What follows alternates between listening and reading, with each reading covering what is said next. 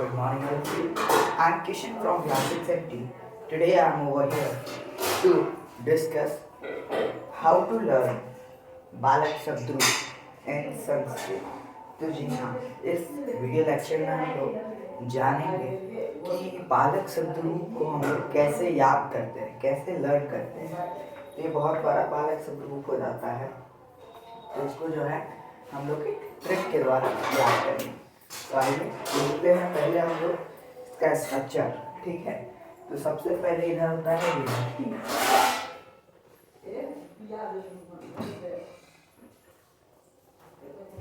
विभक्ति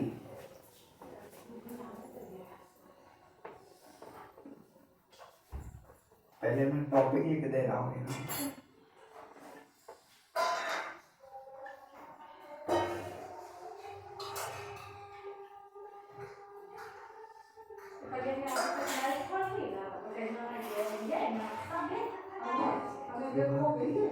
एक वचन, तो यहाँ पर आपको एक वचन लिखना होता है, लेकिन मैंने यहाँ पर 1, 2 और 3 में 1, 2 और 2 लिख देता हूँ।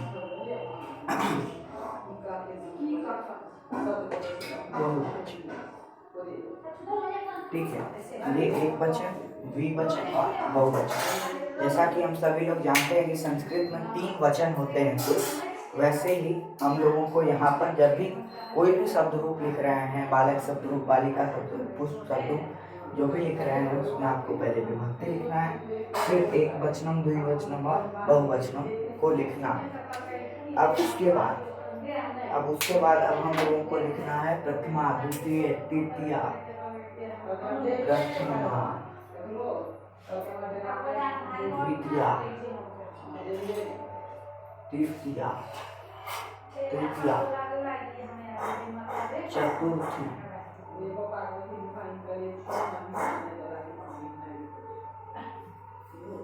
चतुर्थी, पंचमी,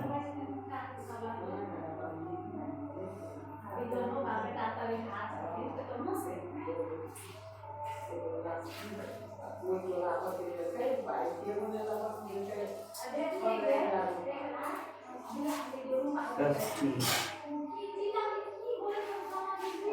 सप्तमी, संबोधन।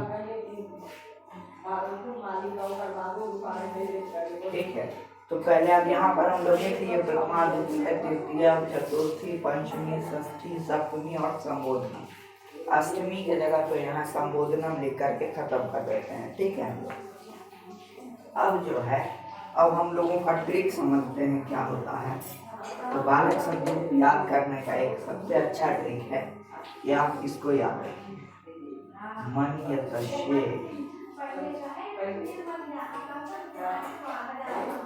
ठीक है, मन्यतशे 2.0 याद।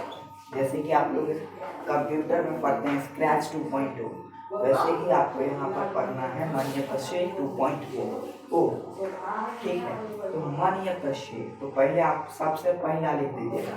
सबसे पहला क्या होता है कि सबसे पहला आपको याद करना पड़ेगा बालिका, बालकव और बालिका होता है, बालिका होता है। अब उसके बाद मौ का यूज करेंगे और यहाँ लिखेंगे बाल काम, बालकम। ठीक है, यहाँ क्या लिखेंगे, बालकम लिख देंगे। ठीक है, अब नौ का यूज करेंगे, बाल कान हो जाएगा। अब यौ का यूज करेंगे, बाल कान में बाल केन हो जाएगा। ठीक है, बाल केन हो जाएगा। यहाँ पे फिर चतुर्थी पे यौ का यूज करेंगे, बाल काय हो जाएगा, बाल काय हो जाएगा। अब उसके बाद फिर बाल,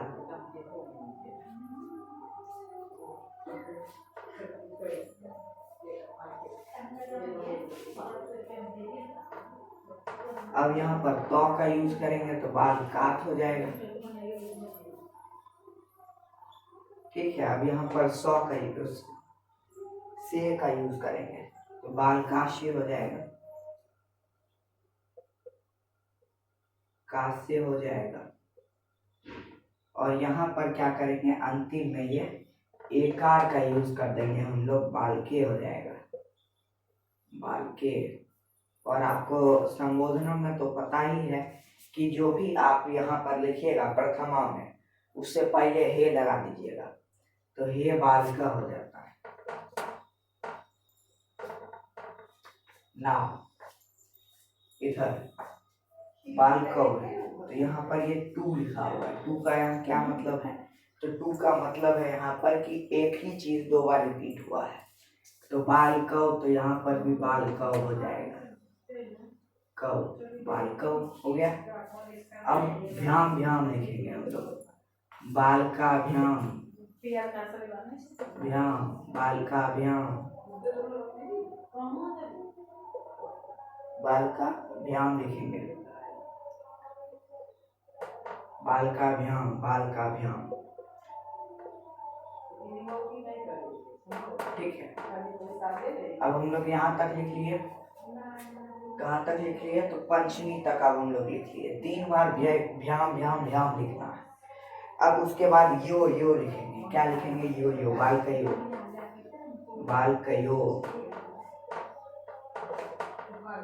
यहाँ पर भी लिखेंगे बाल का यो।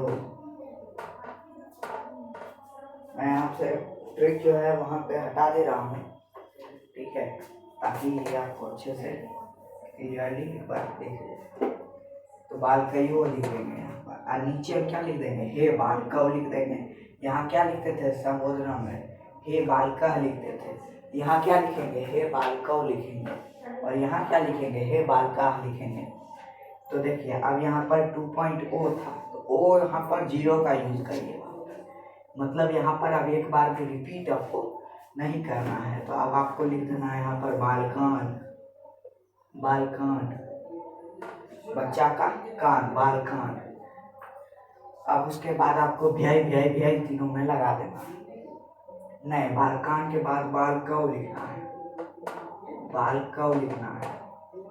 हो गया, अब यहीं तक ध्यान देना था।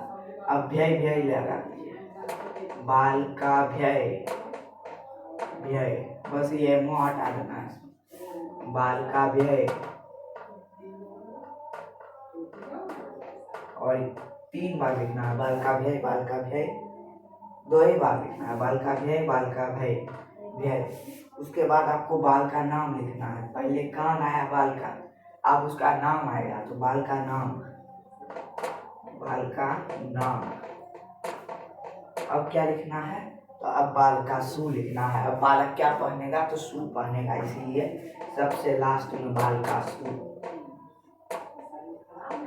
ठीक है, हो गया काम खत्म। नीचे संबोधन में हे बालका, हे बालका लिख देंगे। So thank you all of you. I hope that you have understand this.